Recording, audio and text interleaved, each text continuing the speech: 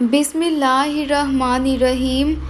حضرت عبداللہ بن عمر رضی اللہ عنہ سے روایت ہے، رسول اللہ صلی اللہ علیہ وآلہ وسلم نے فرمایا، اپنے گھروں میں بھی نماز نفل پڑھا کرو، انہیں قبرستان نہ بنا لو۔ حضرت زید بن ثابت رضی اللہ عنہ سے روایت ہے کہ نبی کریم صلی اللہ علیہ وآلہ وسلم نے مسجد میں کھجور کی چٹائی کو کھڑا کر کے حجرہ سا بنا لیا تاکہ سکون سے رات کی نماز پڑھ سکیں۔ اللہ کے رسول صلی اللہ علیہ وآلہ وسلم نے کئی راتیں اس میں نماز پڑھی، حتیٰ کہ لوگ بھی آپ صلی اللہ علیہ وآلہ وسلم کے قریب جمع ہونے لگ گئے اور آپ کی نماز کے ساتھ نماز پڑھنے لگے۔ پھر ایک رات انہوں نے آپ کی آواز محسوس نہ کی، انہوں نے سمجھا کہ آپ صلی اللہ علیہ وآلہ وسلم سوئے ہوئے ہیں۔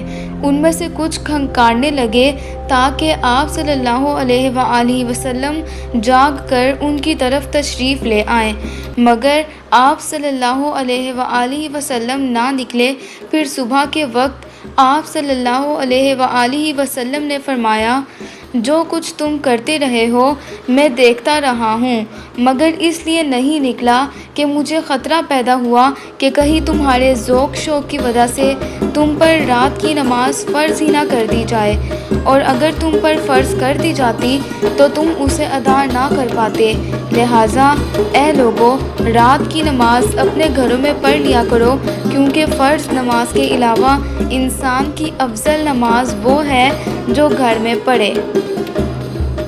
اے اللہ، ہمیں اپنے گھروں کو عبادت گاہ بنا کر راتوں کی تنہائی میں تجھ سے راز و نیاز کرنے والا بندہ بنا دے، آمین یا رب العالمین۔